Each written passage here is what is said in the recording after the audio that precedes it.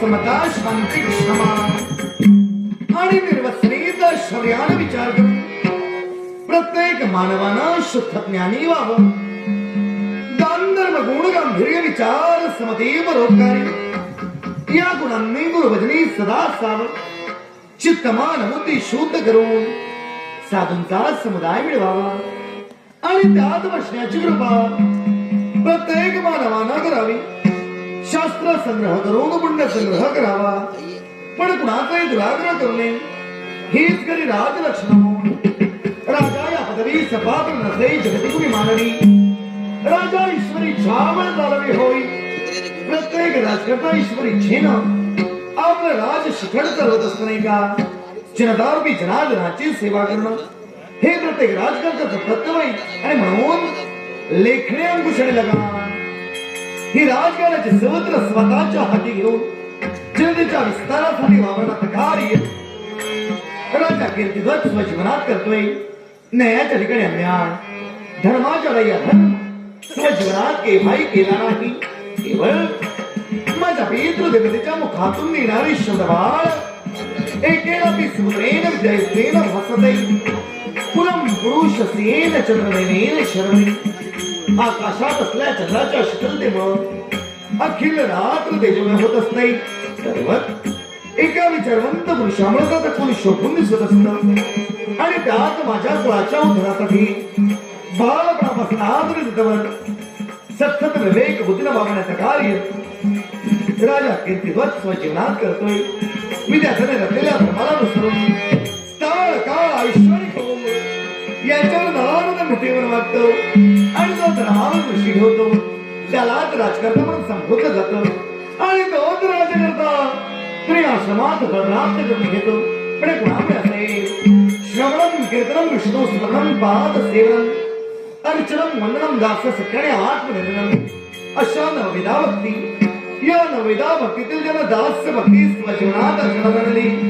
प्रभू रामचंद्राचा जो दास झाला त्या सख्या हनुमंताचा आम्ही दास हे वासम शरणम प्रभो प्रलय स्थानम राजन्यवयम धर्मफल या जगाचं पालन पोषण करणारे अशा आनंदरूपी नावाने नटलेल्या माझ्या हनुमंता तुझ्या तुझ्या आणि पवित्र जनी अवंतीचा नृपद्राजा कीर्तिध्वज शतशः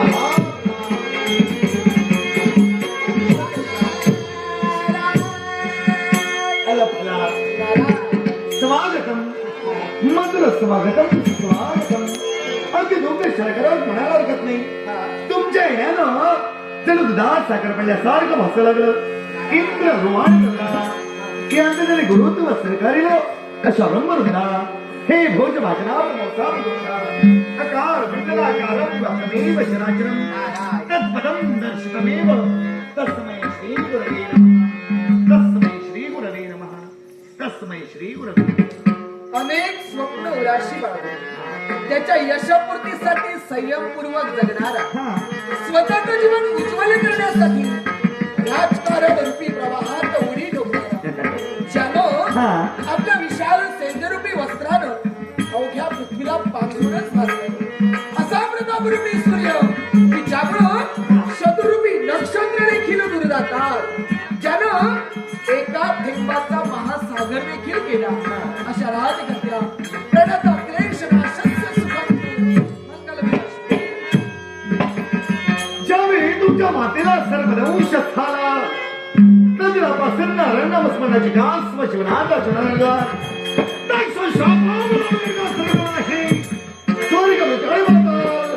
याच नितलात आपली भ्रमणते योगा योगानं माझ्यापर्यंत तुमचे न झालंय. द्वारापाशी दृष्ट तुम्ही काय या तुम्ही असण्यावर राजमान आल्या स्वागत केलं. धन्यवाद देतोय मी तुला. पण राजन तुझ्या या राजप्रासादी मी बसायला आलो नाही. मी मुद्दाम तुझ्याकडे माझ्यापर्यंत झालं.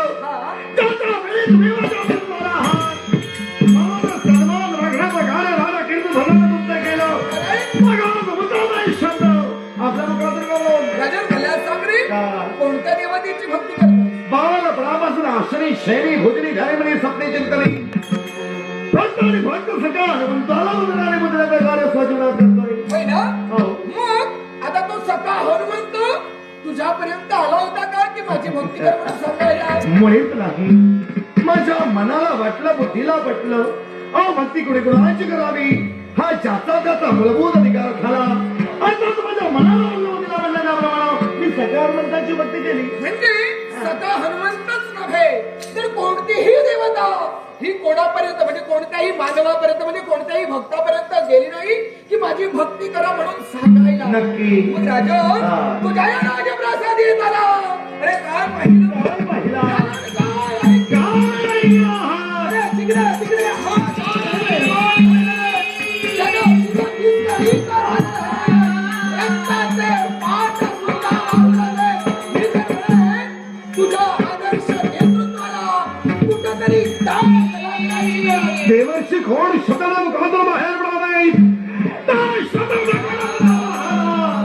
तरी हातात बंगल्याचा भाग समजला जर का असंच चालू राहिला जाईल त्याला माणसात माझ्यामध्ये मारायला जाईल. जर देत लोकोदेवर साथ मध्ये जातील हा शब्दावर मी भेवायला आपला अपमान झालेला मला तरी सहन होणार नाही. तुझी निराशली पाहिजे पण जाणार कुणाकडं? जाणार कुठं? करणार काय याची मला कल्पनाच नव्हती.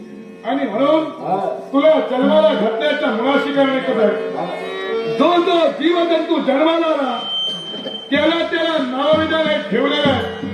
या कर्मदेवाच्या क्रोधातून तुझा जन्म झाला म्हणून याच्या पुढे तुला कर्मभाव कर्मभाव झाला माझ्या मनाचा समाधान. संपल्या तुझ्या मागची जबाबदारी सोपवितोय. ही जबाबदारी केवळ बुद्धीला वाटणारी नव्हे तर वेळ प्रसंगी शस्त्रयुद्धात सुद्धा करावं लागेल. या शस्त्रयुद्धात कोणत्याही स्थित्यंतर ज्या ठिकाणी तुला पाचारण करणारे त्या ठिकाणी विजयाची विजयश्री प्राप्त होईल अशा भागणे पण केवळ स्वतःच्या संरक्षणार्थ हे विजयी खड्ग आपला साध्य झाला माझ्या मनाचा समाधान. याच्या पुढे जबाबदारी मृत्यू लोकांच्या ठिकाणी प्रेरण कर. मृत्यू लोकांच्या ठिकाणी असणारे मरत म्हणा तिथं साऱ्या देवतांची भक्ती करतायत. भक्ती करण्याबद्दल माझ्या जबाबदारी इतर साऱ्या देवतांबरोबरच तुझ्या बापाची सुद्धा भक्ती व्हायला हवी. माझ्या मृत्यूलोकात प्रवेश करे. प्रत्येक भक्त माझ्या बापाच्या नाव ऐकण्यासाठी शस्त्राला ठार मारण्यासाठी नका जाऊ. हे फक्त माझ्यासाठी शस्त्र नसून आपल्या कृपेचा प्रसाद मी समजतो. निघालो.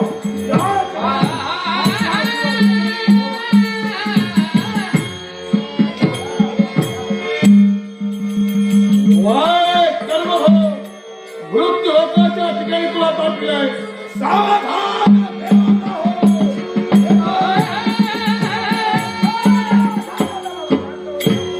तुझं होतंय का? मी जातोय थांबिल तू. मी जाऊ नको. जा तू पण जाणं गरजेचं आहे. पण का अडविलं? तर आता मृत्यू लोकांपर्यंत या तुझ्या पुत्राला तू पाठवलेला आहे. आता त्या मानवांवर जबरदस्ती करणार आहे. ते माझं मंडित आहे. हा शंका नाही सामर्थ्याची अंगी आहे. कारण तुझा तो पुत्र माझा पुत्र आहे तो. पराक्रमाच्या बाबतीत कमी पडणार नाही आहे. आणि त्या पराक्रमाच्या जोरावर त्या मानवांच्या बाबतीत जबरदस्ती हाताळणार आहे की इतर देवतांप्रमाणे सर्वदेवांची भक्ती करा. याच्या पुढे फक्त एकच साऱ्या देवतांची नावं मिटली जाणार. फक्त कर्मदेव नारायण पण महत्वाचं काय? अगं गेलाय ना माझ्या मतानं हे पराक्रम तू पुढे पाठविलेले आहे. पण प्रत्येक पराक्रम उपयोगी पडत नाही. माझ्या बोलण्याचा अर्थ असा की सामान्य मानवांच्या बाबतीत मी काय त्यांच्या बाबतीत हा जबरदस्ती करेल. पराक्रमांचा उपयोग होईल पण मृत्यू लोकातील राजकर्ते हे जेवढे पराक्रम आहे तेवढे परमेश्वराचे निस्सीम भक्त आहेत. आणि तू जाणतोय की देव तत्वापेक्षा भक्ती तत्व श्रेष्ठ आहे. राजकर्त्यांच्या पाठीमागे भक्ती तत्व आहे. मग त्या राजकर्त्यांवर हा मात करू शकेल का? होय हो देवर्षी नारायण याच पराक्रमाचं पोल ठरती नारायण नारायण करावं का हा, ज्या ठिकाणी पराक्रम उपयोगी पडत नाही त्या ठिकाणी युक्तीचा वापर करावा काय हा, देवर्षी हा. योगा योगाला घाटावर झाली हो. हा? आता काय निर्माण नाही ना करणार नाही नाही नाही नाही खायला येणार आहे काहीतरी निर्माण. निर्माण मी करणार नाही देवर्षी हा. युक्तीचं भांडार आपण आहे फक्त हुशारीनं काहीतरी शिकवून लढवा. एखादी नामी समजी उपलब्ध करून द्या आहे ना याच्यावर तो मार्ग साधा सोपा मार्ग आहे. आता जर का ज्या ठिकाणी पराक्रम उपयोगी पडत नाही युक्तीचा वापर करावा आता युक्ती कोणती तर मानवाला कोणत्याही मानवाला त्याच्या कार्यापासून त्याच्या कर्तव्यापासून जर का दूर ठेवायचं असेल त्याच्या कर्तव्यात जर का विघ्न निर्माण करायचे विज्ञान असतील निर्माण करायची असती तर कनक आणि कांता हे दोन मार्ग आहेत या दोन मार्गांचा अवलंब केल्यास मानव आपल्या कर्तव्यापासून दूर राहील त्याच्या कर्तव्यामध्ये विघ्न निर्माण होईल असं आपलं कर्तव्य विसरू दे अरे मीच बोलतो काय झालं काय झालं तुम्हाला काही काम धंदा नाही अरे काय आवडलं नाही हा? आवडण्यासारखं बोललात हे काय काय? चिंता केलेला हो ते कळत म्हणजे सुवर्ण हा. हे राजकर्त्यांकडे पुष्कळ आहे तो कशाला याचा हवा धरती बरोबर शंका तुझी राजकर्त्यांबरोबर तो राजकर्ता आपल्या प्रजाजनांना करणं हवं तेवढं देऊ शकतो अशाप्रमाणे पण दुसरा मार्ग कांता म्हणजे सुंदर अशी स्त्री जर का त्या राजकर्त्यांच्या जीवनात असेल तर ती राजकर्त्यांचं जीवन उद्ध्वस्त करेल तेव्हा तुझ्या मतानं वागणारी स्त्री हवी देवाशी हा. बोलण्याचा गर्भिताचा परिपूर्ण ध्यान येणार एखाद्या स्त्रीला का राजकर्त्याच्या जीवनात प्रवेश केला असेल हलकल्ला मृत्यू लोकातील क्षत्रियांना स्वतःच्या अंकित बनविल्याशिवाय येणार नाही. पहा स्वतःच्या पराक्रमाच्या योगे करून या सुंदर स्त्रीला तुमचं क्षमा ठेवण्याचं ओम नमः शिवाय ओम नमः शिवाय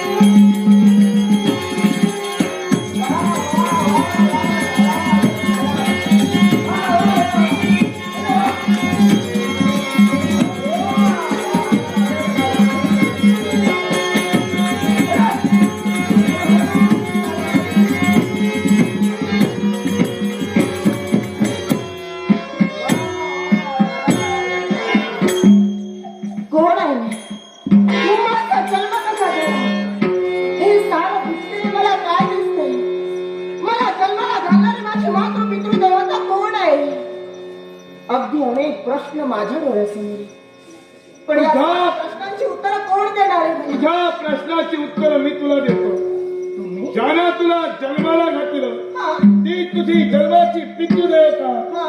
कर्मदेव काय म्हणजे माझी पितृ देवता आपण आहात धन्य धन्य आयुष्यवंत प्रणाम तुम्हाला पण मला सांग नारायण नारायण ओम नमो नारायण तो खायला आला. काय झालं हे बाबा इकडे आ. अरे इकडे उभा राहा. नारायण, नारायण. हे काहीतरी वेगळं वाटतं नेमकं कोण कुणाला लागतं बाबा कसं काय आमचं असं काय म्हणजे हे नमो नारायण. अहो, मी नमस्कार करायला जवळ येते लांबून पण नमस्कार करता येतो मी स्त्रियांपासून दूर असतो हे सांग राहिला. मी तुमच्या कशी आता जवळ आली नमस्कार केला म्हणून म्हटलं त्यांच्या चरणाला स्पर्श करा आणि नमस्कार करा. हा मी जन्म देता बाप आहे हो हा? आणि ते आता आलेले पाहुणे आहेत म्हटलं दुसरी गोष्ट हे कसं काय असं विचारू नको दानादान उडवून टाकतील इकडं त्यांची भ्रमंती आहे सर्वसामान्य नव्हे देवर्षी नारद म्हणतात ते हा हा लांबूनच नमस्कार करते आशीर्वाद आशीर्वाद नारायण नारायण सुंदर सुंदर सुंदर अजून थोडा वेळ लागला नंबर झालं असतं काय होतं मनोरंजन झालं असतं हा सुंदर सुंदर काय करशील बाबा अहो वाटतं ते माझा बचपनाचं होत आहे. तुमच्यासाठी फक्त दारोडा मुलाची उभी गेली. पण बाबा, प्रत्येकाला तुमच्या हक्कानं आम्हाला सांगेल, तेव्हा काय केले म्हणून नाव सांगेल. समाधान वाटतं. शब्दावर काही क्षण विश्वास ठेवतो पण विश्वासाची फलपूर्तता केव्हा होईल? तेव्हा मृत्यू लोकांच्या ठिकाणी याच्या पुढं जर का तुझ्या सांगण्यावरून तुझ्या बापाची जर का भक्ती व्हायला हवी, भक्ती जर का झाली असेल तर तुझे शब्द त्याने शिवधार्य मानले असं मी समजेल. मग बाबा पुढे तुम्ही काळजी करू नका. मृत्यू लोकात मी स्वतः जाईल आणि तिथं प्रत्येक मानवाला फक्त भक्ती करायला लावेल. ती फक्त माझ्या बाबाची भक्ती, या सर्वदेवाची भक्ती करायला नको लावेल. सांग, तुझे शर्तीचे प्रयत्न कर. प्रयत्न शिकायला पोचला तरी चालतील पण प्रयत्नांपासून वंचित राहू नकोस. कोणत्याही स्थित्यंतरात